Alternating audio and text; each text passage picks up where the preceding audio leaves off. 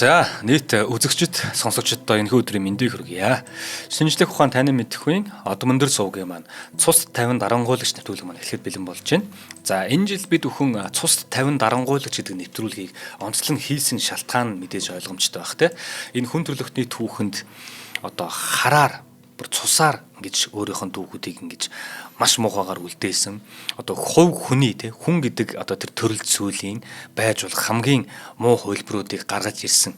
Тэр нь өөрөө хүн төрлөختний хөгжил хийгээд хүн төрлөختний одоо маш их зүйлсэд хараар үлдсэн. Ийм улсууд яг ямар учиртай улсууд ямар хуу зарчмаар яаж гарч ирдэг юм. Гарч ирчээд эрх мэдлээ тавихгүй иймэрхүү байхаараа цаашдаа юу хийдэг вэ гэдэг нь одоо баг ингээд 40 идэх дугаар явж байхад одоо ингээд өөр улс өөр он цагууд өөр соёл иргэншил хэрнээсээ хүн гэдэг тэр зүйл чинь ер нь бол нэг ялгагддаггүй ялгаа байдгүй юм билий дээ гэдгийг л айгүй их мэдэрч харуулж таниулж байгаа. Тэгээд үүний нэвтрүүлгийн маань бас дараагийн хувилбар нь эрх удирдалт эрх уран бүтээлийн жилд илүү өөрөөр бас хүрэхээр зоригтой учраас энэ жил бид өхөө ингээд цус яг 50 дарангуйлагчийг онцолж ярьж байгаа. Тэгэхээр цус 50 дарангуйлагчид дунд бол зайлшгүй орох ёстой хүмүүс гэж хит хитэн хүмүүс байгаа.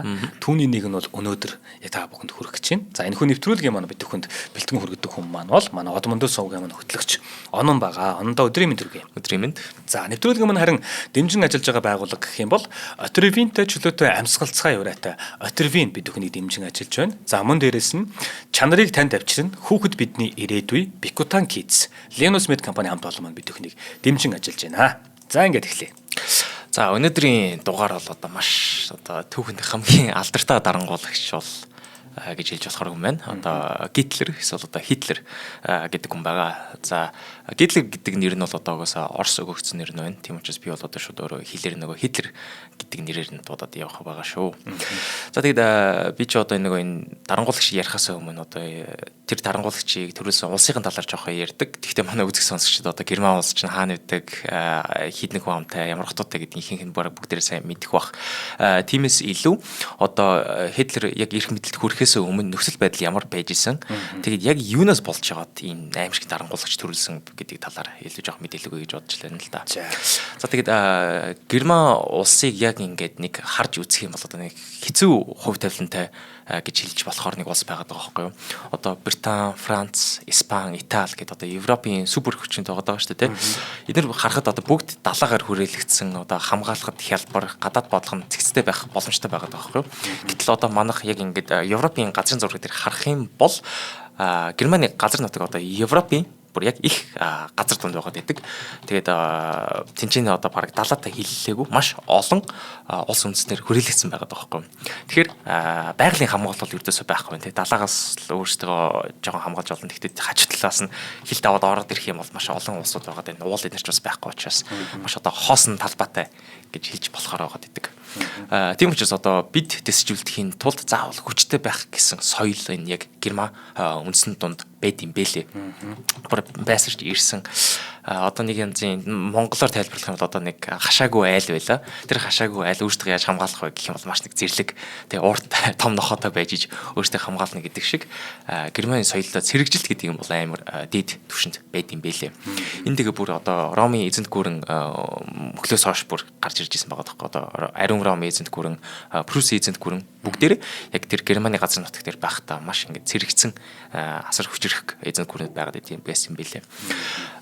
Тэгээд одоо бүр Пруси чинь түүхэндээ нэг айрамтай улс биш, бараг улстай айрам гэж дууддаг байсан байгаа байхгүй юу. Ерөн зүгээр миний нөгөө сонирхдаг талаас ус харах юм бол ер нь хичгээл байдгийг.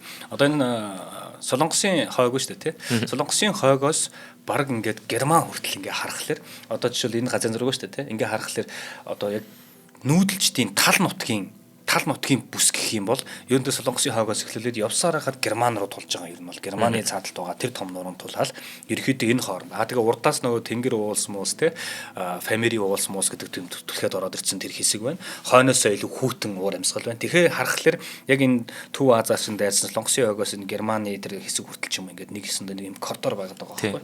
Тэгэхээр тэр коридороор ерөнхийдөө энэ нүүдэлчд те ингээд цаашаа явдаг гэсэн үг. Тэгэн гутал манай нөгөө хүннүүгийн түүхэн дээр гардаг штэ. Хүннүү маань өөрөө умард хүннүү, өмнөд хүннүү гээд хоёр хуваагдаж байгаа. Тэгэнгүүт өмнөд хүннүү болохоор уршаага цагаан харим даваад те хятадын нөлөөнд ордог нэг хэсэг юм үйл явдлууд байдаг. Тэгэнгүүт умард хүннүүд ч доторх бас хоёр хуваагдаж байгаа. Тэгэнгүүт баруун тишээс алсан хүннүүд чигчтэй тэр нутгийг тэр коридороор нүүдлэж явсаар байгаад очоод яг тэр Герман тэр наадлын хавц тэр өнгөр хавцар ч юм уу те ингээд очоод тогтож байгаа. Түүнээс хойш нэг 200 жилийн дараа нөгөө нэг очсон хүннүүчүүд дундаас чинь Атилад орж байгаа. За тэгээд Атилагийн хийж байгаа дайн чи яг нөгөө өнгөр Герман энэ хавьж чинь нэг нөгөө вассал болгоод те овг аймагуудын ингэх мэтчлэн ийм үйлүүд бол болоод идэг. Тэгэхээр ер нь бол хэлэх гээд байгаа санаа маань яг ингээд нөгөө нэг одоо нүүдлэх тэр талын цаад хязгаарын нутаг нь баг одоо ертөнцийн зүгээр бол одоо баруун хязгаар нь Герман болж бараг таах гэдэг байгаа байхгүй. Тэгэхээр тэнд нөгөө нэг нүүдэлчдийн дайн тулаан, овг аймагуудын маш олон ийм соёлын мөргөлдөөн болсон ийм газар байгаад байгаа тийм. Тийм тэгээд бас газар зүгээр тэнцээ нэг уул байсан болоод тэгэл орж чадхааргүй байгаа байхгүй.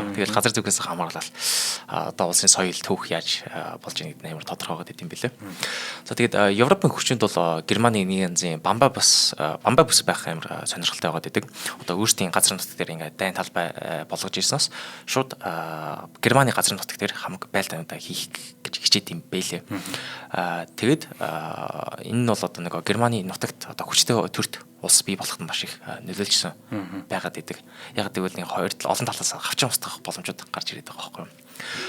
Тэгээд 19-р зууны дунд ихэд оршиж исэн Германы холбооны улс гэж байдаг байсан бэлээ. Тэгээ энэ нь одоо нэг 39 жижиг улстай нэгдсэн бодлогогүй одоо төлөрсөн айрамгүй байнгын бие биенээ хоорондоо байлтж идэг жижигхэн улсууд байгаад идэг гэсэн мэл. Тэгээ энийг нь одоо Франц, Герман, Англи, Британичууд дандаа л дэмжил бие биенээ толтолоод байх сонирхолтой байгаад байсан.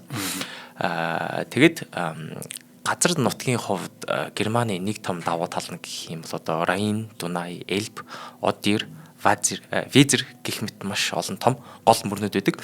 Тэгээ энэ гол мөрнүүдэд дагаад маш их олон том хотууд идэм байлээ. Одоо Их Британд чинь Англид одоо Лондон гэж нэг том хот байдаг, Францад Парис гэж нэг том хот байдаг тийм. Бусдууд нь арай нэг жижигхэн хотууд одоо эдийн засгаараа нэг өрсөлдөх хэмжээгүй байвал Германд ч одоо нэг хамгийн том хотууд нь Франкфурт, Хамбург, Мюнхен, Лайпциг, Кёлн гэл бүгдээрээ эдийн засгаараа энэ том хотуудаа өрсөлдөх чадамжтай хотууд байгаад идэм байлээ. За тэгээд байгалийн баялагын хувьд гэх юм бол Германы газар нутаг маш их төмрийн хөдөр тэгээд нүүрстэй байдаг. Тэгээд одоо энэ Герман гэдэг улс чинь түүхэнд амьд үлдэхийн тулд за нэг талдаа цэргүүд маш их хэрэгтэй байх юм байна. Цэрэгжил маш чухал юм байна.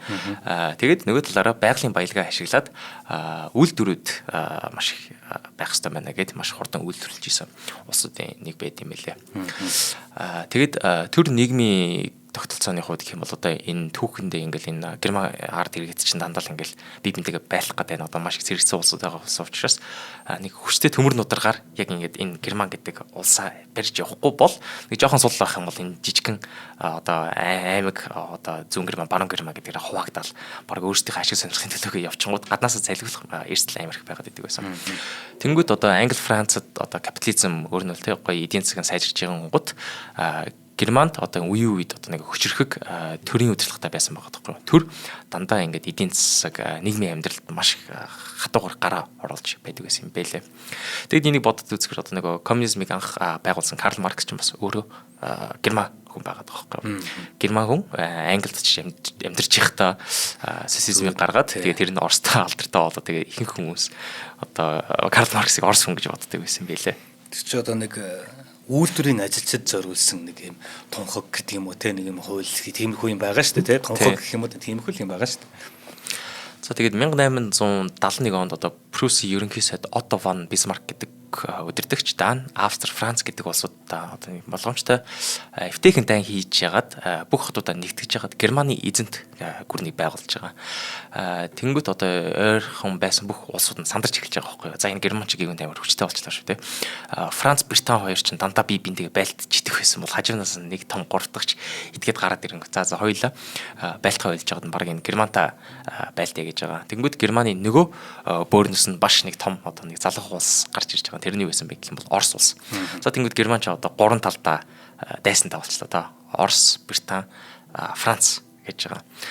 За тэгээд ийм гурван том дайсан гараад ирэнгүүт за нэгэнтээ дайн хийх юм бол одоо шууд сайхан байлтчихъя гэж эхэлж байгаа. Тэгээд шууд дайнд бэлдээд эхэлж байна. За энэ яагаад ингэж шууд дайнд бэлдэж эхэлж байна гэх юм бол нэгдүгээр Герман бол одоо сөрөгчнийхээ бол оргилдөө хүрсэн байгаа гэсэн. Яг ингээд нэгдсэн улс болсон байсан учраас за бүгдээ нэг зорилготой байна. Байлахад бэлэн байна. Хоёрт одоо тэдэн Германд цорын ганц юу байсан? Холбоотон өөрийнх нь тал нь юу байсан бэ гэхээр Австри-Унгарын эзэн гүрэн байгаа байхгүй. Тэнгүүт энэ үед яг Австри-Унгарын хүчинд ороодох гэдээс учраас за одоо эднэр манай найзууд дордгосон газ байлтчаа гэд байлтж эхэлж исэн.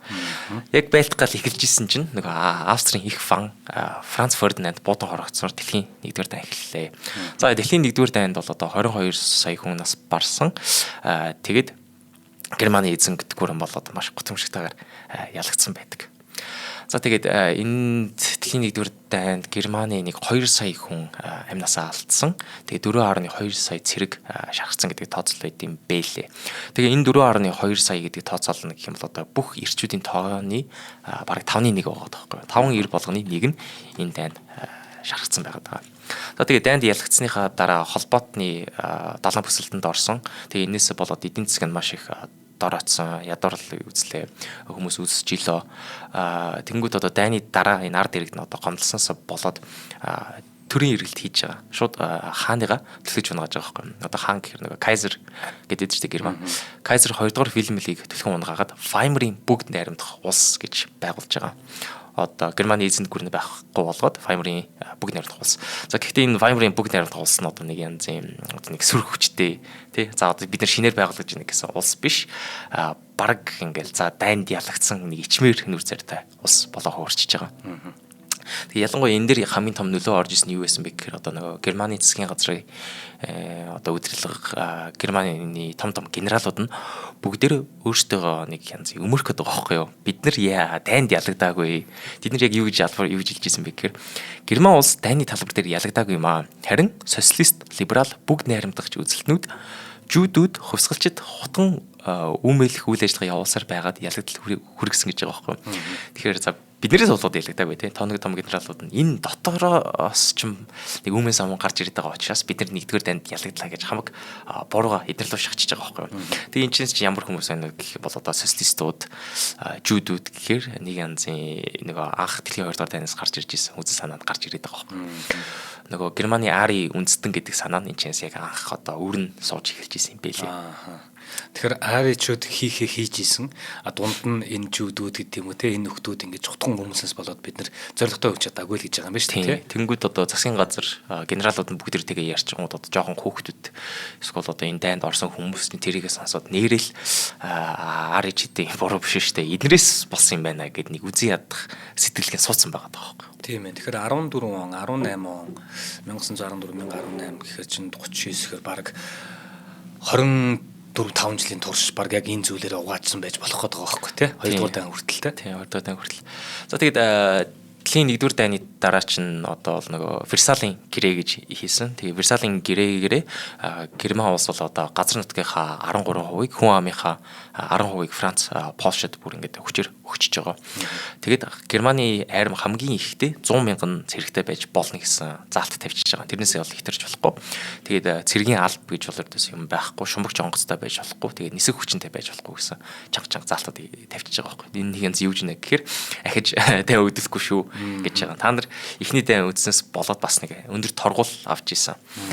Тэр нь 132 тэрбум алтан маркийн нөхөн төлбөр шаардж байгаа байхгүй. За 132 алтан марк гэдэг нь одоо Америк доллараар бол 33 тэрбум. Тэгээд тухайн үеийнхээ мөнгөө шилжүүлээд үзэх юм бол одоогийн мөнгөөр 600 тэрбум долларын нөхөн төлбөр хүсэж байгаа юм байлээ. За тэгээд нөгөө байнгын айрам цэрэг мэрийг хааж байгаа юм тий. Бүх юм хаачж байгаа. Тэгээд энэ түүхэндээ болоод нэг Версалийн гэрээг зарим хүмүүс хитрхи хөнгөн байсан гэж үздэг, хитрхи хатуу байсан гэж үздэг. Тэр манд үзсэн сонсогчдод өөртөө юу гэж үздیں комментэр бичихгүй юу. За тэгээд Герман улс бол одоо энэ нөхөн төлбөр бол өөрийнхөө валютаараа төлөх гүү байсан. Угаасаа гиперинфляц болоод мөнгө нь утгагүй болж ирсэн шүү дээ. Одоо нэг төмөр шанаа ингээд их найд мөнгө авч явдаг байсан байгаа дээ. Тэгээд энийгээр бол яг өөрийн валютаар төлөхийн оронд одоо алт гадаад валют нүүрс модор төлөх ёстой болчиход байгаа. Тэгээд гадаад валют авахын тулд одоо марка их хэмжээгээр хэвсэнсээ болоод гиперинфляц болж исэн. Гиперинфляцийн оргил үед 1 Америк доллар 4.2 их найд маркта тэнцэж исэн юм байлээ. Тэгээд тэнцээж яваад тийм хурдан шин дэвсгэрт гаргаж чадахгүй байгаад байсан болох байгаад дэвсгэртэй ингээл бүр ингээл уул аваа шиг ихээр хэвлээ гаргацсан байгаад байсан юм байлээ. За тэгэхээр одоо Хитлер бол яг ингээд эрх мэдэлд хүрэхээс өмнө Герман гэдэг улс нь одоо Weimar гэдэг нэртэй дайнд ялагдсан одоо өр инфляцид хоёртой живж байгаа. Тэгэд энэ бүхнийг одоо жүүдүүд социалистуудад буруутгацсан нөхцөл байдалтай улс байгаад байгаа шүү. За тэгээ эндээс соёлоо Хитлерийн талаар ярьж эхлэе. За Адольф Хитлер бол 1889 онд төрсөн 4 сарын 20 төрсөн байх. Австри-Унгарын эзэнт гүрний нэгэн тосонд төрсөн юм байлээ. Тэгэхээр бол энийг янз герман хүмүүс шаваад байхгүй. Тэнгэр хүмүүс байдаг. Аавыг нь бол Алойс Хитлер гэдэг. Тэгээ ээж нь Клара гэдэг байсан юм байлээ. Клара бол одоо нөхрөөс 23 насаар дүү байсан. Тэгээд энэ Алойсын 3 дахь эхнэр нь байлээ. Алойсын өмнөх 2 эхнэр нь хоёулаа нас барсан байдаг. Тэгээд энэ Алойс Клара хоёрын дундаас нэг 6 хүүхэд төрсөн. 6 хүүхдээс 4 нь багада эндсэн байдаг. Тэгээ Адольф бол хүүхэд байхдаа зураач болох мөрөдөлтэй байгаад байдаг байсан. Тэрийг сайн мэдэх бах. Тэгээд хүүхдийн хувьд бол амар дажгүй зурдаг байсан юм шиг байлээ. Би бол хүүхэдтэй байсан зургийн дотор энэ бол харж авч байгаагүй. Гэхдээ аав нь бол мэдээч энэ мөрөдлийг нь өртөөсөө дэмжээгүй. За чи хизээч зураач болохгүй шүү. Намайг амьд авах бол хизээч зураач болохгүй шүү. Оронд төрийн албан хаагч болно гэдэг шахаад исэн байдаг. Ээж нь харин энэ мөрөдлийг нь бол маш сайн дэмждэг байсан юм бэлээ. Энэ ч одоо тэгээд 1900 баг 1890 оны төвх гэж бодохоор одоо ч гэсэн нэг эцэг ихнэр чи хүүхдүүдийн нэг зураач болох сонирхолтой байгаад идэв шүү дээ. Аав нар нь эсэргүүцээс эсвэл ээж нь дэмждэг байсан. Тэр нь бас ямар ч ялгаагүй байгаад байгаа. Тэгээд Адольф бол энээсээ болоод аавда маш дургу байдаг байсан өсөктөө. Харин ээжтэй бол амар хайртайсан билээ. Одоо ээжийн жоохон хүүхдтэйсэн байлээ. Гэхдээ ээж нь одоо Адольфыг 18 настай хаад хорт хавтраар нас барсан юм билээ. Хөхний хорт хавтар нэг 12 сар шалсны эцэст 1907 онд нас барж исэн. Тэгээ ээжийнх нь эмч нь Эдвард Блох гэдэг эмч байсан юм билээ. Энэ эмч нь одоо өөрөө бас жүүд хүн байсан. Тэгтээ энэ ээжийг нь авраагүй гэдгээс болоод одоо энэ жүүдүүдийг бол үгүй яадаг нь бол гарч эхлэегүй юм билээ. Харин ч одоо энэ ээжийнхээ эмчтэй бас маш их баярлдаг байсан, талархдаг байсан, хүндэлдэг байсан юм билээ. Тэгээ одоо нэг бүр хожим нацист германч одоо Австрийг эзлэх үед ээжийнхээ эмчид өршөөл үзүүлсэн билээ бүр. За тэгээд Хитлер бол зурх сонирхолтой байсан. Тэгээд ой тогтолт бол амар сайн байсан юм билээ. Гэхдээ одоо ямар ч сахилах батгүй жоохон зөрүүд залуу хүн байгаад байсан байгаа байхгүй. Тэгээд одоо Mein Kampf гэдэг өөрийнхөө бичсэн ном байдаг. Тэгээд орчуулбал миний тэмцэл номондоо өөрийгөө маш ингэ нөгөө буруу ойлгогдсон суутан гэж амар их бичсэн байсан. Одоо нөгөө багш нар нь ч нэг янз өвдөртэй байсан. Эсвэл одоо эцэг нь хитрхи хатуу байсаасаа болоод одоо суу бүлгийг нь бүр ингэ дарж исэн бөхөөжсэн гэж амар их бичсэн байдаг. Тэгэд Хитлерийг хараад байхад одоо ингэ хизээч нэг өөрийнхөө бургуул хэлхэн зөвшөөрөхгүйгээр дандаа л нэг бусдын буруу байна гэж хураагаа заадаг байсан хөгч санагдаад байгаа байхгүй. Ингээл одоо би муу сураагүй, би ч өөрөө гоц ухаантай. Энэ манай багш нар ч өвдөртэй буруу заагаад байна гэж бүх юмудаа ингэ өөр хүн лөө бургатай гэсэн байлаа. Тэгээ 18 наснда Вений дүрслэх урлагийн академид орох гэж 2 удаа шалгалт өгж исэн. Тэгээд ердөөсөө орж чадаагүй. Тэгээд энэ Хитлерийн яг зурсан зургуудыг яг харах юм бол ингээд байрлал байшин бол амар гоё боддог байгаад байгаа гоё сайхан зурдаг. Тэгсэн мөрөл одоо хүмүүсийн хөрөг зургийг ердөө зогт зурч чаддгүй. Тэгээ тэр үед ч одоо хөрөг зурх нь илүү алдартай болоодсэн. Тэгээ их сургуулиуд илүү хүндэлдэг болоодсэн. Тэгээ яг энэ зургуудыг хараад ахаар техникийн талаас олуулна дэжгүй гой зурнууд байгаа. Одоо Хитлерийн магтмааргүй л та. Гэхдээ дажиг гой зурнууд байгаа гэдэг. Гэхдээ нөгөө талаас амар өвд гартай зургууд байгаа байхгүй. Ингээд хаанч олж болохоор тий. Зүгээр одоо ингээд нэг жазны дэлгүүрт зардаг байсан зураг шиг л нэг тиймэр төхөн зураг байгаад байгаа. Тэгээд энэ Хитлерийн тухайн үед цуг амьд байсан зурагч нарыг харсан чинь Пабло Пикассо яг Хитлертэй баг нэг 5-6 насны зөрөөдөөс юм билээ. Тэр Пабло Пикассогийн зургийг Хитлертэй харьцуулаад үзэхээр одоо хитгэн гоё зураач байгаа байхгүй юу. За тэгээд үүнээс болоод одоо Хитлер бол дүрслэх хурлын академид бол орж чадаагүй. Тэгээд ороогүй ч гэсэн одоо за би орохын төлөө хичээе. Одоо зургаа сайжруулъя тий. Чадвараа сайжруулъя гэж ердөөс хичээсэн юм байхгүй харагдаад байгаа байхгүй. Тэгэл за би орч чадаагүй юм чи чадахгүй байна. Уул нь архитектор болох боломж байсан юм байлээ. Гэхдээ ямар ч тийм сонирхол байгаагүйс учраас за миний буруу шээ тий. Би л агуу. Багш нар л намайг ойлгохгүй байна гэд хайцсан юм шиг байгаа. За хоёул хамтран ажиллаж ярьж байгаа. За нэвтрүүлгийн маань хамтран ажиллагчаар Отревин ажиллаж байгаа. Тэгэхээр Отревинтэй чөлөөтэй амьсгалцаая гэж байгаа. За ер нь бол хамрын битүүрэл гэдэг үе одоо яагаад ч манай хүүхдүүд те би яагаад ч юм явах те уран тодорхой л та мэдээж цаг агарын өөрчлөлт орж байгаа бах мөн дээрэс нь хүн л болсон хойно өөрийн бие рүү орж байгаа тэр зүйлсүүдэд нь те магадгүй эргүүлээд гарахтаа хүний биеийн зарим нэг одоо амьсгалах тэр одоо гуурсан хоолой молож гэдэг юм уу те эрүүл мэндийн ямар нэгэн зүйл чинь таны бие рүү ороод гарч байгаа тэр зүйлстэй л холбоотой байх магадгүй тэгээд бид бүхний хоолны буруу хэрэглээ зарим үед те хит энэ сайн зүйлээ гэж бодоод исэн зүйл нь одоо эргээд харахад те бүр илүү байгаль руугаа байсан нь бүр энгийн байсан нь илүү хүний биед хэрэгтэй юм байна гэдэг юм уу хүртэл гарч иж штэ те одоо нөгөө улаан буудаан гурил мөрөл гэх мэтчлэн те одоо бүхэл бүрийн гурил мөрлжөд эргүүлээд хүний ходоод гидсний үйл ажиллагааг дэмждэг гэдэг ийм их юмд гарч иж штэ ерөн зүгээр ингээд бидний хэрэглээ нэтэр юмнаас шалтгаалаад хүүхдүүд маань ялангуяа одоо бид нар ч гэсэн ялгаагүй хавар болохоор л эсвэл намар болохоор ч юм уу эсвэл зуны үйлрэлт ч юм уу өвс шарилжнаас тэгэл энэ тоос гэдэг зүйлсүүдээс ахуулаад их харшилтаа болж байгаа юм аа. За тэгээ харшил гэдэг юм чинь тухайн хүндээ зөвхөн нөгөө хамар битүүрөө зогсохгүй те тэгэл нөгөө амьсгал хэрвээ бүтэн орохгүй байна гэдэг чинь тэгэл цаашлаа тархины судас муцс гэх бүхэл зүйл нөлөөлж байгаа шүү дээ. Тэгэхээр нөгөө яг ийм үед хэрэгтэй түүний шийдэж чадах бүтээгдэхүүн хийхээс арга байхгүй тий. Тэгэхээр тийм зүйлс бол маш олон байгаа гадуур. Гэхдээ нөгөө нэг одоо хүмүүст илүү юу нь илүү тохирох хэрэгтэй вэ? Ямар байвал хүн хэрэглэхэд илүү хялбар байх вэ гэдэг шийдвүүд гараад явж байгаагийнх нь одоо хамгийн сайн гацсан байгаа хувилбар нь Отревин байгаа байхгүй. Одоо жишээлбэл хүн ингээл яг юм хамааралтай болцсон байдаг шүү дээ. Бүр ингээд яг л команд нь байнга явж байдаг. Тэрийг л байнга цацдаг тий. Гэтэл тэр нь хит их нөгөө нэг спиртийн ч юм уу ямар нэг агуулга өндөр байгаад тэгэхээр хуурайшаад дотор ханыг ин гимтэдэг ч юм уу эсвэл тэгэл нэг юм хатаад ингээд нэг юм ингээд идэг шүү дээ. Тэгэхээр энд чинь чигшүүлэх хэрэг болж байгаа байхгүй. Гэх мэтчлэн ингээд тал талаас хэрэгцээнүүд нь явсаар хагаад одоогоор Отревин бүрдчихэд байгаа байхгүй юу? Яг энэ одоо хамрын бөөлөлийг гаргах чөлөөтэй амьсгалах энэ бүтээгдэхүүндээ. Тэгэхээр Отревин нь бол хамрын битүүрлийг 12 цагийн турш арилгадаг.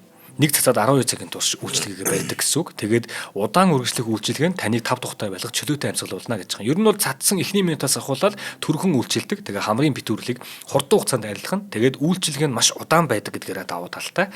Чигшүүлэгчийн найлагтай болохоор хорсох, хуурайших, шинж тэмдэг илэрдэггүй. За тэгээд тунг бас тохируулан хэрэглэх боломжтой шүү гэж байгаа. Тэгэхээр бүх эмийн сангуудаар Отревин худалдаалагдж байгаа. Мэдээж та бүхэн маань энэхүү бүтээгдэхүүнийг авахдаа эмийн санчтайгаа зөвлөөд эмийн санчаасаа заавар зөвлөгөө авсны дараа хэрэглээрэй гэж зөвлөх байна. За ингээд бид бүхнийг дэмжиж ажиллаж байгаа Отревинтэй чөлөөтэй амьсгалцгаая. Отревиний хамт олондоос талхаснаа илэрхийлье. Баярлалаа. Баярлалаа. За тэгээд зурагч болох он жилүүддээ бол Хитлер маш ганцаардмал амьдардаг байсан хүмүүстэй нэг холбоо өрдөг. Тэгээд ил цагтлын зураг зурчаад тэгээд тэрийг зарж өдөр хоногоо болгодог байсан юм байлээ. Тэгээд нас барсан эцэг эхийнхээ үлдээс өв хөрөнгө нэг 20 настад нь дуусаад тэр нэг орон гэргүй хүмүүсийн асрамжийн газарт амьдарч исэн юм байлээ. Тэгээд яг энэ үедээ бол Хитлер өөр нэг үндэсний үзэлтэй болж эхэлсэн байдаг. Гэхдээ энэ зөвхөн Хитлер бол биш байгаа байхгүй. Ер нь яг тэр тухайн үедээ германчуудын дунд одоо нэгэн төрлийн дор нэгдэх ёстой тий слав жүүдүүдийг зайлуулах ёстой гэсэн үзэл болыг газар авч эхэлжсэн цаг үе юм бэлээ. За тэгээд 1914 онд дэлхийн 1-р дайн гарлаа. За дайн гарснаар одоо Хитлер чинь нэг зорилгогүй жоох ингээл яхаа мэдгүй явж исэн бол дайн гарснаар амар зорилготой болчихж байгаа байхгүй юу. Шууд Баварын 16 дахь явган цэргийн нөөц дивизэнд орсон байдаг. Гэхдээ нэг л удаа бодитоор тулаанд орж исэн юм байлээ. Яг тулаанд ингээ байлтаад явдггүй оронд нь батлын хооронд ингээ юу мэдээ зөх үүрэгтэй яваад байдаг байсан. Тэгээ яг ингээ урд байлтдаг байсан зэргүүд нь бас ингээ Хитлерийг жоохон шолдог байсан юм билээ те. Өө энэ ч нөгөө хойно байдаг аимхаа гаан тоор штэ гэж шолдог байсан юм билээ. Тэгээ нэг удаа Японы сумны Хитлерийн хоногдож шархагдчихсэн. Уул нь тэр тухайн үед чинь яг нацист Герман гарч ирж байхад энэ Хитлерийг ингээ нөгөө сурталчилга хуулгаар аваа маш мундаг зэрэг байсан, маш мундаг генерал байсан. За арай генералч байсан гэж хэлэхгүй л дээ. Гэхдээ энэ дайнд ингээ оролцоо явж исэн гэдэг. Гэхдээ боддороо бараг нэг удаа дулдаж үзсэн байт юм байлээ. За тэгээ энэ дайнд альтерны хэлж ирснээр Герман болон маш их ичгүүр гутамшигтайгаар ялагдлаа. За тэгээд дайнд дуснаас хойш 1920 он хүртэл энэ Хитлер Мюнхен хотод Баварын айрамд албах хасар ирсээр байгаа. Тэгээд дайны дараах Мюнхен хот бол маш одоо тогтворгүй хот болоод эхэлчихэж байгаа байхгүй юу. Коммунизм болон жидүүдийн эсрэг одоо үзэл санаа бүр ингээ газар аваад одоо хаант засаг хагас хэрэгжилт төрийн бодлого өшөө авалтын талаар ингээ хүмүүс мөрөдөд эхэлж байгаа байхгүй юу. Нэг дайны дараа шүү дээ. Эдрийн буруу гэл бүх юмтай үзий ядаад эхэлж байгаа. Энэ нь бол одоо Хитлерт нэг янзын их таалагдаад байгаа байхгүй юу. Энд чинь бас өөр яг тийм үзэл бодолтой байсан учраас. Тэгээд 1919 онд армийн мэдээллийн хэлтсэд орж ажиллаж байгаа. За тэгээ энэ хэлтсэд орж ажиллаж байхдаа ямар үүрэгтэй байсан бэ гэх юм бол одоо улс төрийн намуудын талаар мэдээлэл цуглуулдаг нэг янзын тагнуулын газартай зүстэй. Тэгэд цэргүүдэд коммунизмын эсрэг ухуулах ажил хийж байгаа. Тэгээ яг энэ хэлтсэд ороод ажиллаж байхдаа Хитлер өөрийнхөө жинхэнэ гоц авиасыг олж авсан. Тэр нь юу байсан бэ гэхээр ярих, илтгэх, тавих чадвар нь байсан юм билээ. За тэгээд 1919 оны 9 сарын 12-нд нэг армийн ажиллаар явж байхдаа Германы ажилчдын намын хуралд оролцоод тэр намдаа орохор шийдсэн байдаг. За ажилчдын нам нь бол одоо тухайн үед маш жижиг нам байсан. Тэд нар ямар үзэл бодлоготой байсан бэ гэх юм бол одоо үндэсний үзэлтэй марксизм, арчлал, либерализм, жүүдүүдийг бүгднийг эсэргүүцдэг яг ингээл Герман нэгт гэсэн нам байсан байгаа тоххой. Тэгэд тэр нам дотор ороод Хитлер бол нэгэн жилийн дотор намын бодлого боловсруулах өндөр алдан тушаалд хүрчихэж байгаа. Нэг тэжиг жижиг нам байсан учраас тэгээд амар нөлөөтэй болоо хөрчиж байна. Тэгэд намынхаа нэрийг өөрчилж исэн. Тэр нэрээ юу гэж өөрчилсөн бэ гэх юм бол Германы үндэсний социалист ажилчдын нам гэж нэрлэж байгаа. За энэ бол одоо бидний мэдхээр маш алдартай нацист нам байгаад байна. За тэгээд 1921 онд Штурм Абтеilung гэдэг юу гарч исэн. Намын цэргийн жигвэр гарч ирж исэн. Тэр нь одоо орчуулах юм бол борд цамцнууд гэж ойлгож болно шүү. Тэгэхээр Штурм Абтеilung гэдэг үгнэрдээс хэлэхдээ мэрцээ бодох учраас борд цамцнууд гэж бодно. За энэ борд цамцнуудын үүрэг нь юу юм бэ гэх юм бол одоо нацист намын хурлыг хамгаалах одоо өрсөлдөгчдийг сүрдүүлэх тэгээ социалист коммунист нартай одоо годомжин зодон хийх юм яг ингээд харгас хүлгэн бүлэг гараад ирчихэж байгаа. За тэгээд энэ Штурм Абтеilung гэдэг нэг судлаа үзчихсэн чинь нэг сонирхолтой зүйл нь юу юм бэ гэвэл нөгөө Star Wars Оддын дайн байдаг шүү дээ. Тэр кинон дээр чинь нөгөө Stormtrooper гэдэг нөгөө цагаан хувцас өмссөн цэргүүдэд тэднийг Штурм Абтеilung гэдэг байсан байлээ. Stormtrooper нь англи орчуулах юм бол Stormtrooper тэр нь одоо шуурган байлгч байт юм байлээ.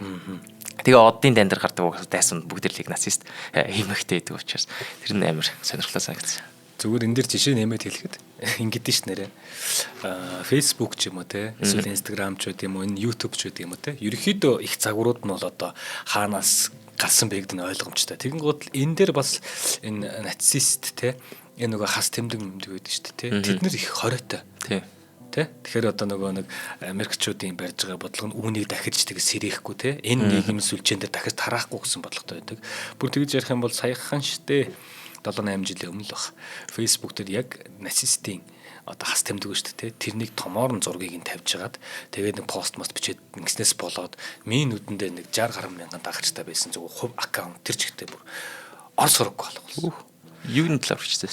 Яг тэр нацист хас тэмдгийнх нь зургийг тавьж байгаа түүний талаар бичиж байгаа байхгүй. Ихтэй мэдээж таны мэдхүү талаас нь бичиж байгаа юм л да. Тэгээд бас YouTube дээр хэрвээ иймэрхүү төрлийн бичлэг хийх гэж байгаа ч юм уу тэрнтэй холбоотой юм хийх гэж байгаа бол одоо энэ платформуд дээр энэ ийм эмзэг ханддгийн шүү, энэ зүйлд ийм эмзэг ханддгийн шүү гэдгийг бас бусад контент нэвтрүүлэг гэнэ дээр юм хийдэг залуучуудтай л зүгээр хэлэх гэсэн.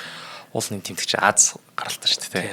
Яг хөө тийм л. Гэхдээ яг нэг нацист гэдэг утгаараа тэр үзэл санаа хэрвээ дэлгэрэх олон тараах марах гэдэг талаас нь айгүй энэ платформуд ч их хориотой байдаг юм байлээ шүү л гэж. Зөв. За тэгээд бид нар нөгөө Муссолинигийн дугаар дээр 1922 онд Муссолинигийн фашистууд бөөнрөө Ром руу алхаж чаад төрийн эрхийг булгаа авч исэн гэдэг талаар ярьж исэн. Энийг Хитлер одоо яг 1 жилийн дараа дөөрөх гэж оролдож исэн юм байлээ. Одоо 1923 онд шүү дээ. Тэгэхээр 55 мянган гишүүнтэй нацист намаа эхлээд Мюнхний удирдлагыг авчаад дараа нь Берлин рүү чагсаж явах төлөвөө гаргаж исэн. Тэгтэл энэ одоо хуйлдаан дэлгэрээд Хитлер өөрөө шоронд ордож исэн. За тэгээ энэ хуйлдаан бол маш алдартай нэртэй Шар айргийн танхимын явуулга гэдэг нэртэй байгаад байдаг. Энийг манайхан сонсч ирсэн баг. За тэгээд Хитлер бол шүүх хурлаар орохдоо төрийн уралтын хэрэгээр бол шүүхрлаар орж исэн юм байлээ. Тэгээд энэ шүүхрлаар орж явахдаа амар одоо нэг өөрийгөө хамгаалж явахдаа гал цогтой илтгэл тавиад одоо баг жүжиг болоо хуурчихж байгаа байхгүй. Тэнгүүт энийг нь одоо нөгөө Германы ард иргэд нь хараад дэмжиж эхэлж байгаа. Тэгээ энэ хүний ярьж байгаа чинь нэрээ зөв шүү дээ, тий. Нэрээ нэгдүгээр дайнд чинь бид нар ягаад ялгцсан бэ гэх юм бол эднэрээс болсон шүү дээ гэл. Тийм итгэл үнэмш нь төрж эхлээд жоохон Германд алдартай болоод эхэлчихэж байгаа. Тэгэд Хитлер бол яг шоронд 9 сар сууж исэн. 9 сар суухдаа бол одоо нэг миний тэмцэл номынхоо эхний бутыг бичсэн юм бэлээ. За тэгээд миний тэмцэл гэдэг ном нь одоо ерөнхийдөө ямар ном байдаг вэ гэх юм бол одоо намтар намын мөрийн хөтөлбөр уран төсөөлөл өшөө хорсрол зэргийн нийлэлсэн нэг ном байдаг.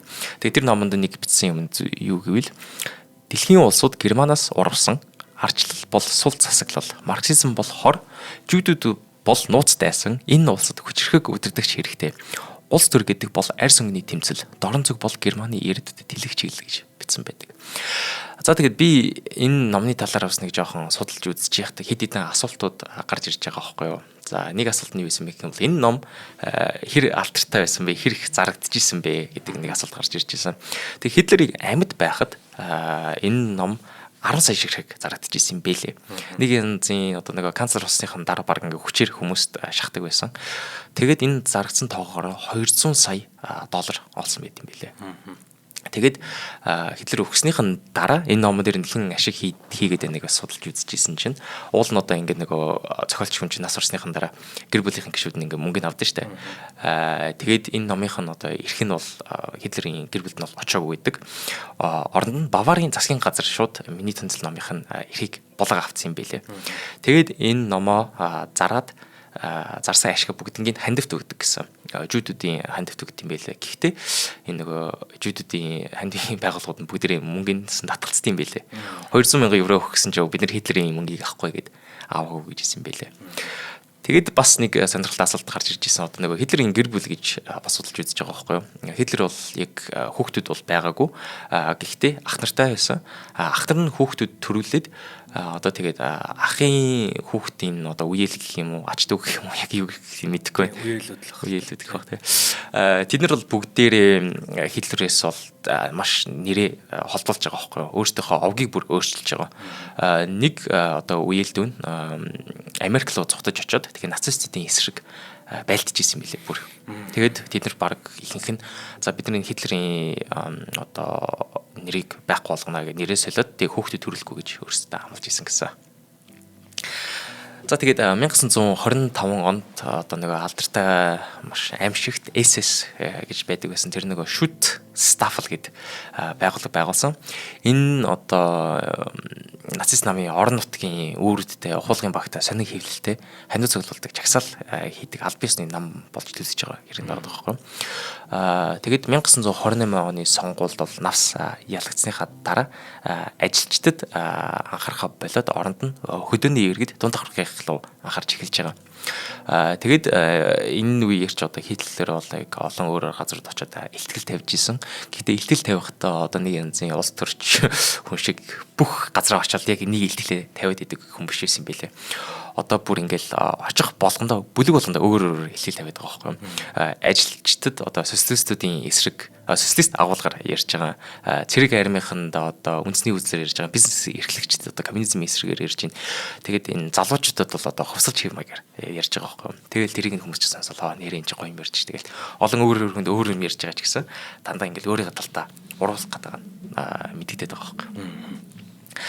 За тэгээд Герман улс одоо дэлхийн 1-р дайны дараа ялагдсныхаа дараа нэг хэсэгтээ маш хэцүү байж байгаад амар хурдан гайхалтайгаар сэргэж эхэлж исэн байдаг. Тэгээд энийг нэг 1924-өөс 1929 оны хоорондох Ваймарын алтан үе гэж нэрлэдэг юм байлээ. За Ваймар гэдэг нөгөө Германы шинэ нэр нь байгаа даа шүү дээ. За тэгээд энэ Ваймарын алтан үед бол Хитлер яг ингэ төрийн эрхэнд гарах гэж хэд хэд удаа хичээсэн байдаг. Гэхдээ ердөөсөө амжилт олоогүй юм байлээ. 1928 оны сонгуулиар нацист нам ердөө 2.6% санал авсан байдаг. За уул нь ингээ Хитлер чинь ингээ эрх мэдэл хөрхээргүй байжсэн чинь 1929 онд Америкийн нэгдсэн улсад Wall Street-ийн хөрөнгөний зах зээл шууд хөөс нь хагарчлаа. Тэгээд санхүүгийн хямрал нүүрлэж байгаа байхгүй. Энэ үед Weimar-ийн засгийн газар Америкийн нэгдсэн улсаас маш их зээл тусламж санхүүжилт авдаг байсан. Тэгээд авсан мөнгөө шууд буцаага төлөхөр болчихж байгаа байхгүй. Хямрал болгонгууд одоо сандарсан банкнууд бүх мөнгө зээлээ буцаага авчиж байна. Тэгээ үүнээс нь болоод Weimar нь шууд гадаад капиталг болчихлоо. Үйлдвэрүүд нь одоо ганц шинэ дотор бүгдээ хаалга барьчлаа. Том хэмжээний банкнууд бүгдээ дампуураад байхгүй болчихлоо. Тэгээд 3 жилийн дотор Германы ажилчдын 3/1 нь ажилгүй болчихж байгаа. Ажилдаа үлдсэн хэдхэн хүмүүс нь бүгдээ цалингаа хасвалчихж байгаа. Тэгээ улс даяараа өлсөглөн зовлон нүүрлэж эхэлж байна. Тэгээ энэ үед одоо яг сонгуулиар гарч ирж ирсэн канцлер Хайнрих Брёнинг одоо ямар шийдвэр гаргасан бэ гэх юм бол одоо төрийн зардыг таньж байгаа, цалин хасж байгаа. Тэгээд татварыг нэмэгдүүлэх бодлогыг баримталж байгаа. За энэнийг нь бол одоо ард иргэд нь угаасаа маш ядуу байсан учраас амар эсэргүүцээд эхэлж байгаа байхгүй. Энд чи юу яриад байгаа юм бэ? Хэдхэн жил бид нар ч гэсэн амар сайхан амьдарч илж шүү дээ. Ягаад татвар нэмээд би цалингүй байхад ягаад татвар нэмчихэж байгаа юм бэ гэж дургуутж эхэлж байна. Тэгээ үүнээсээ болоод өсгөлэн улам том асуудал болоод эхэлждэг. Тэгээд үүнээсээ болж одоо Брёнинг өсгөлөнгийн канцлер гэж түүхэнд үлдээсэн байдаг. За тэгээд төрдөө итгэх ард иргэд нь ямар шийдвэр гаргаж байна гэх юм бол шууд төрөөсөө нөгөө жишээ хараад энэ нацист ном, коммунист ном хоёр талд ингээ хуваагдаад орчиж байгаа. Тэгээд ядаж энэ нацистууд нь коммунистууд чи бие биенийг бас харж үздэг болохоор ингээ гудамжинд бие биентэйгээ тулалдаж чинь, зодтолдож чинь, танил дээр нь хэвийн үзэгдэл болоо хөршиж байгаа байхгүй юу. Тэгээ Оросд болсон шиг энэ коммунистуудаас болох нэг большевикийн хувьсгал болох амар төхөөд исэн юм билээ. За тэгээд энэ үед ч нөгөө Хитлер ингээ илтэлтэй байд явж исэн байгангууд шууд хүмүүстэй юу ажиллаж байна гэх юм бол ажил талх хоёрыг амлчихж байгаа. Ажил ба талх гэдэг ямар алдартай илтгэлүүд нь байгаад байдаг. Тэгээд энэнийх үр дүндээ 1932 оны сонгуул 37.3% саналаар ялалт байгуулсан байдаг. Ард иргэд нь тэгээ сонсоод надаа юу хэрэгтэй вэ? Ажил хэрэгтэй нь хоол хэрэгтэй байна гэж шууд санал өгч байгаа. За тэгээ энэ үед 84 настай ерөнхийлөгч байдаг байсан Хинденбург гэдэг ерөнхийлөгч. За Хинденбург ерөнхийлөгч ямар шийдвэр гаргасан бэ гэх юм бол амар сонин. Хитлер ч уулын туршлагагүй залуу удирдагч байгаад байгаа байхгүй юу. Тэгсэн мөртлөө шууд за туршлагагүй залуу явах юм чи би баг өөрийн хаясаараа байлгаж болно гэд шууд канцлер томилж исэн. За канцлер гэдэг нь бол одоо Германы гүйцэтгэх засаглалын тэргүүн эсвэл одоо ерөнхий сайд гэсэн үг байгаа байхгүй юу. За тэгээд ингээд Хитлер бол шууд канцлер боллоо. За тэгээд 1933 оны 2 дугаар сарын 27 онд одоо Reichstag гэж байдаг. Тэр нь одоо Германы парламентын ордонд нэг төмөр гарч байгаа. За гал маш одоо хурдан тархаж гал санаагчд ирэхээс өмнө гол тамхинд бүрэмбэтээр шатцсан. Тэгээд энэ дээр одоо нэг 24 настай коммунист Маринус фон дер Луб гэдэг этгээд нацистуудын ноёрхлыг эсэргүүцэж байна гэд гал тавьсан гэдгийг бол хүлээн зөвшөөрсөн юм бэлээ. Тэгмэд энэ төмрийнх нь дараа Хитлерт ямар бодол төрсөн бэ гэх юм бол за энэ ард иргэд чинь ингэж эрх чөлөөтэй байгаа юм бол нацистуудыг эсэргүүцэх юм байна. Тийм учраас энийг нь шууд байхгүй болгоё гэд ерөнхийлөгчөөгөө ятгаж эхэлж байгаа.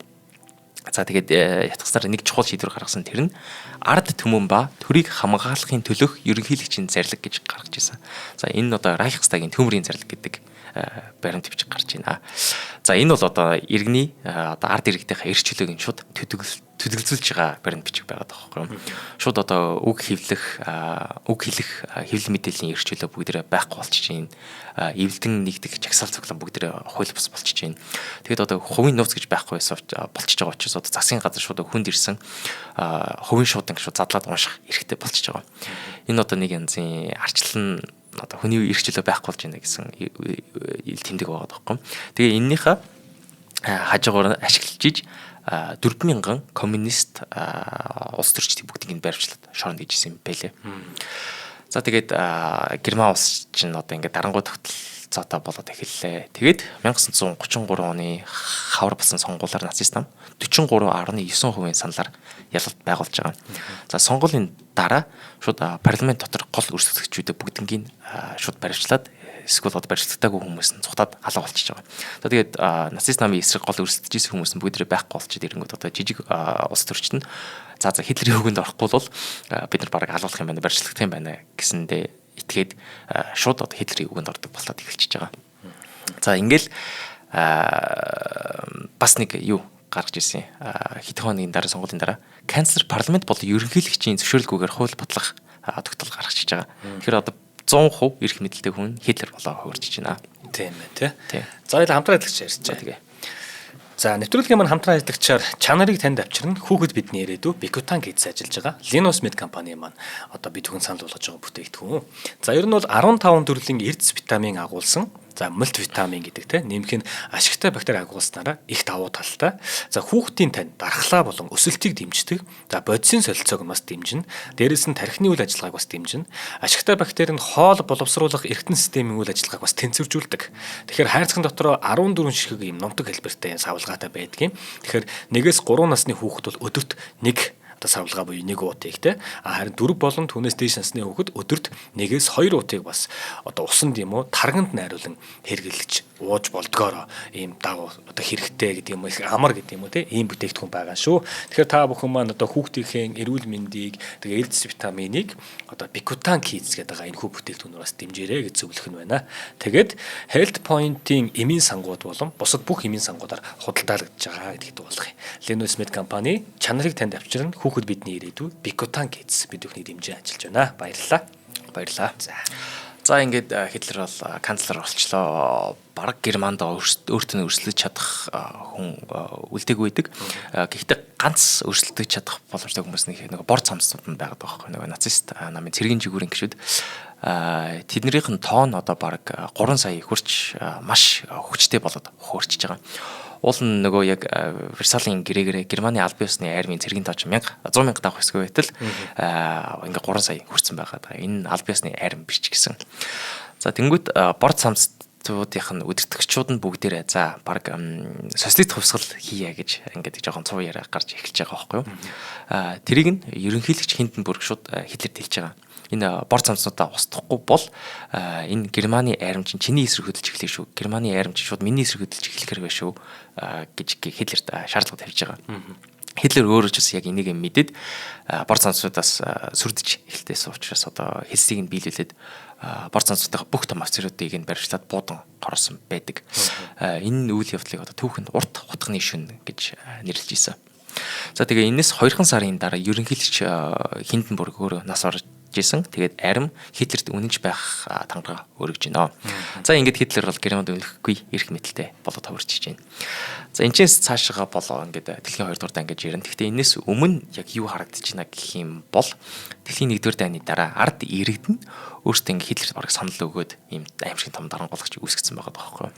Тэгээд Хитлерт санал өгж байгаа хүмүүс нь юуны төлөө л явж гин гэх юм бол хоёрхан зүйлийн төлөө яваад байна тий. Ажилтай баймаар байна, мөнгөтэй баймаар байна, хоолтой баймаар байна.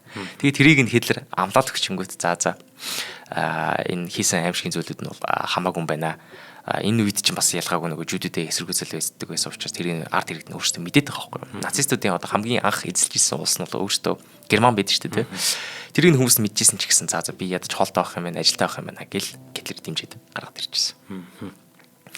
Тэгэд 1935 онд Нюрнбергийн хууль гэдэг хууль баталж ирсэн юм байлээ. Энэ нь одоо цэвэр цусны үндэстэн байгуулах үзэл суртал тусгаж байгаа.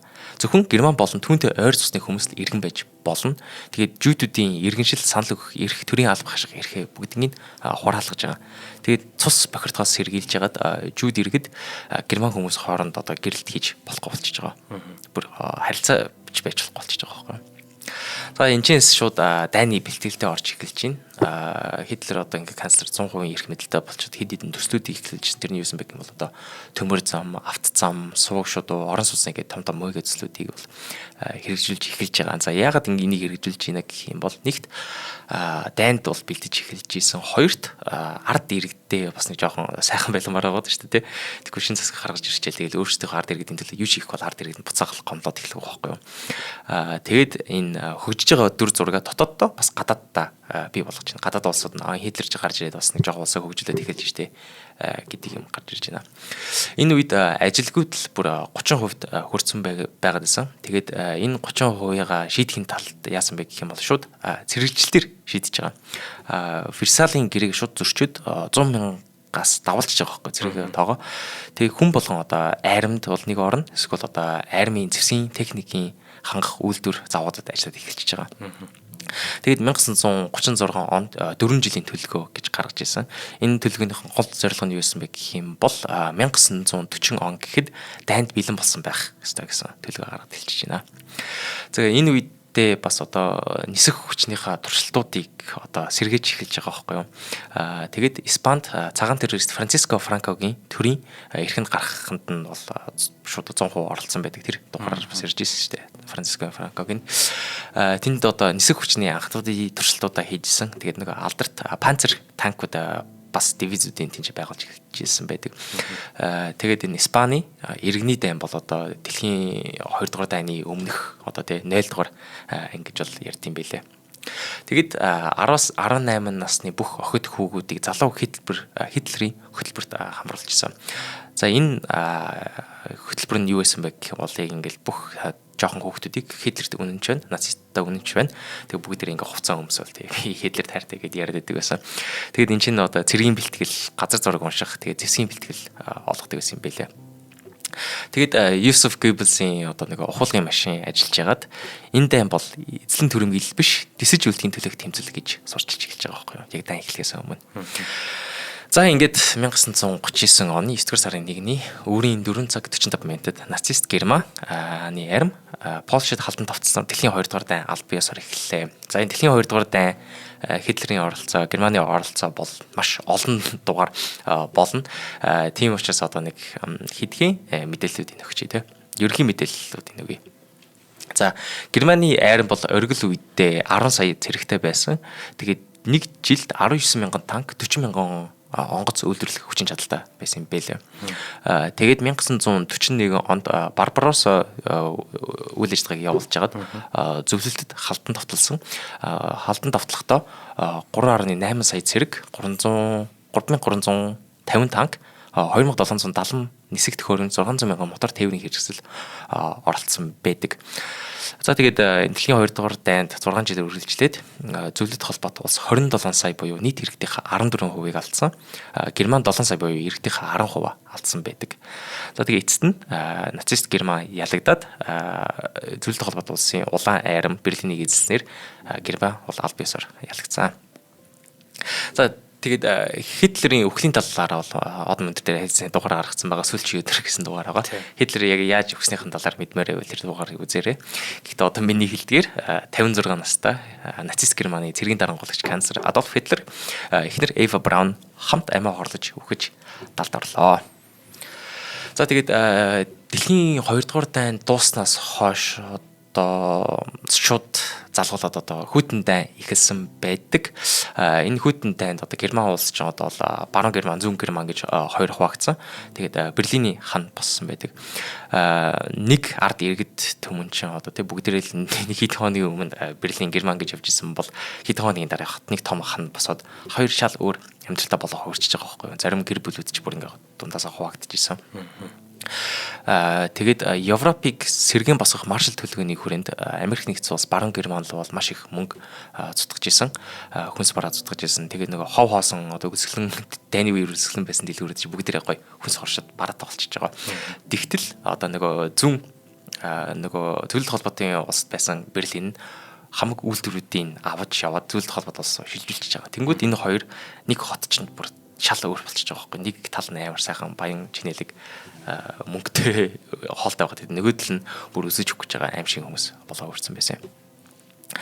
За тэгээд 90-ад онд дэлхийд даяар социализм нураад тэгээд Берлиний ханч дагаж нураад тэгээд хоёр Герман буцаж нийлээд хөгжлийн замдаа орсон байдаг. Яг тэр нөгөө Берлиний хаан маань байх үед чи манай одоо жав имээ өвөнөр чин Герман руу явж сурж байгаа, Орос руу явж сурж байгаа, Чех руу явж сурж байгаа гэнгээ сурж байгаа шүү дээ. Яг тэр Берлиний хааныг бас яг тийм байх үед гайхаад байдаг байсан байхгүй.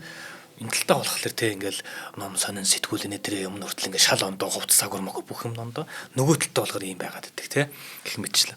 Ерөн зүгээр энэ Герман гэдэг улсын талаар манайхан маш их сонсож их ойрхон байдаг түүхэлтэй те. За тэгээд ямар ч юм эхнэрийнхээ хамт бункертэй гэдэг чинь тий бункертэй өөрийгөө буудаж хороод гэдэг тий нэг ийм явдлаар ямарчсан төгсөж байгаа. Ерөн зүгээр цус 50 дарангуулагч нэвтрүүлэг дээр зүгээр нэг хүний тий ингээд яг гарч ирээд тэгээд тэр хүний хүн төрлөختнийхээ эсрэг магадгүй бүр ингээд заримдаа өөрийнхөө үндэстэн өөрийнхөө улсынхаа эсрэг хийж байгаа тэр маш харамсалтай үйл явдлуудыг бид нар яриад байгаа шүү дээ. Тэгтэл ер нь явж тэр хүмүүс яг л нэг юм л нэгс замаар алхдаг юм билээ тий. Тэг гарч ирээл ингээл тэгснэ багаар ингээд өөрийнхөө эрх мэдлүүдийг тавихгүйгээр улам лавшруулад намааг унгаах хүмүүс хаав вэ? Тэд нарыг дарж аваад одоо жишээлбэл гарч ирснээр 4,000 улс төрчийг хорж ийн гэж шүү дээ тий. Энэ бол эргүүлээд дуурч чадах хүчгүй болгож байгаа юм. Нөгөө дээр нь туг дахиад ард түмнийг зүрхэхгүй болгож байгаа гэсэн үг. Гэх мэтчлэн ингээ хийж байгаа үйлдэлүүд нь ер нь л явж яг л адилхан байгаад идэх юм байл. Тэгээ бид нар нөгөө маш олон зүйлсүүдтэй тулгарч байгаа бидэн дээр одоо нүдэн дээр ил болж байгаа маш олон зүйлсүүд байгаа. Энэ цус 50 дарангуулагч нэвтрүүлгийн маань цаад ер нь ингээ хараад ах юм бол улс төр талаасаа, эдийн засаг талаасаа, улс орны хөгжил талаасаа, хүн ам зүй талаасаа тэгээд тэр дундаас өөртөө эрх мэдэл хүчийг хайж байгаа тэр нэг овжин сэргэлэн байгаад байгаа улсуудын хийж байгаа хөдөлгөөн тэгээд маш олон зүйлсийг энэ нэвтрүүлгээс бас хараад ойлгоод бид ялангуяа маш хэрсэг болох боломжтой нэвтрүүлэг юм шиг надад санагдаад байдаг байхгүй. Тэгэл гаргаж байгаа үйлдэлүүд нь яг одоо манай Монголд болоод байгаа үйлдэлүүд юм шиг санагдаад л те. Ингээд ер нь бол их одоо анзаарч сайн ингээд шүүсийн шахаж одоо ойлгож тийм үү те. Эсвэл судалж ингэж яах юм бол их бас юм өгөөчлөлт төлөвлөж санагддгийн шүү надад. Тийм. Одоо нэг янзын улс төрийн дархлаач гэх юм уу те. За ингээд энэ түүхэнд одоо ийм болж исэн байна. Дарангуул гэж гарч исэн юм. За одоо дарангуул биш байлаа гэдэг авторитар засаг ингэж байд юм байна. Авилга ингэж явд юм байна. Энийг манайхан одоо надаас сонсоод авлаа те. Тэгээ тэрийг өөрөө судалж үзээ. За энэ улсууд чинь ийм юмнууд бас болж исэн юм байна шүү дээ. Энэ Монголд болох боломжтой юу гэсэн дархлаа бас суучвал ард иргэд чи бас одоо нэг вирус биед ороод дархлаанд эсрэг үздэг шиг ядаж Монголд ийм дарангуулагч одоо авторитар засаг гарах юм бол ядаж эсрэг үзэх боломж нь байна гэж би бол боддоо шүү дээ. Одоо энэ дарангуулагч нарыг харахаар надад бас ингээд айгүй ажиглагдаад байгаа юм. Энэ хүмүүс чинь хоосон нөхдүүд биш байгаа байхгүй. Яадаг вэ гэхээр эдний хамгийн их мэдрээд байгаа зүйл нь нийгмийг айгүй сайн ойлгоод байгаа. Ард түмнийхээ юу хүсдэг вэ? Ард түмэн яг яавал ийшээгээ ханарах вэ? Яавал тэднийг ингээд дагуулах вэ гэдэг ч юм уу те. Тэр зүйлийг их мэдээд байгаа. Одоо жишээлбэл Гитлер бол ярьж байгаа юм маш ойлгомжтой шүү дээ. Үнэхээр нүдэн дээр нь ингээд засаг маск нь унаад тэгээ мөнгө санхүүгээ татаад үйлдвэрүүд хаагдж байгаа энэ үед ард түмэнд юу хэрэгтэй вэ? Хоол хэрэгтэй байна. Талах ажил ингээд болоо. Тэгэн гол ард түмэн тэр аяараа энэ үнэд агчиж байгаа байхгүй. Цаад хүний чинь санаа нь бол зорилго нь ондоо байгаад шүү дээ. Гэхдээ тэднэрт юу хэрэгтэй байгаа гэдгийг мэддэг байгаа байхгүй. Тэгэн гол бид нарыг маш олон одоо монголчуудыг маш олон жил ингээд тий яг тэр талаар ингээд тордоод тий тэрүүгээр ингэж ойлгуулаад тийм кино өгөөд тийм уран зохиол дуу өгөөд тийм зүйлсүүдээр ингээд үзэн ядуулаад ингэж хагаад тэгэн гутлаа тэгнэ гэж тэр үгийг хэлхийн тулд тий маш олон сувгуудаар ингэж явуулж байгаа. Тэрнийг өөрсдийн дараагийн зорилгонд ашиглах гад тэр хүсэж байгаа зүйлийг нь өөрсдөө өдөөж байгаа гэсэн үг байна. Төмнийг өөрөө өдөөж байгаад тэр зүйлийг нь хилээд гараад ирэнгуутл манайхан шууд сохроо туйлшраал дагч гэж байгаа. За тэгэхээр юм бол нөгөө эднэрий чинь нэг өсөд байгаа юм бөөнөрөө бариад ингээд баг ингээд шатын цацаад өгчөж байгаа л хэлбэр юм шиг байна л шүү зарим юмудаас анзаараад багт. За ийм л мүлжүүртэй ярих юм ихтэй бас ингээд заримаас нь суралцах ёстой юм шиг те заримаас нь бас ингээд харах ёстой юм шиг ийм л нэвтрүүлэг байдаг. Тэгээд энэ нэвтрүүлгийг бүтэн одоо жилийн турш бид өхөнд бэлтгэж өгч байгаа. Ондоо бас талхснаа илэрхийлье. Баярлалаа. За нэвтрүүлгийн өмнө харин дэмжин ажиллаж байгаа байгууллага бол Zenos Med компани чанарыг танд авчирна хүүхэд бидний ирээдүй Bikutan Kids-ийг бид өхөн санал болгож байгаа. За мөн дээрээс нь Otrivin-тэй чөлөөтэй амьсгалцгаая. Otrivin-ийн хамт олон маань бид өхнийг дэмжин ажилтгаа. За энэ хүн нэвтрүүлгийг бэлтгэн өргөсөн онондоо баярлалаа. Дараагийн дугаараар уулзъя. Баярлалаа.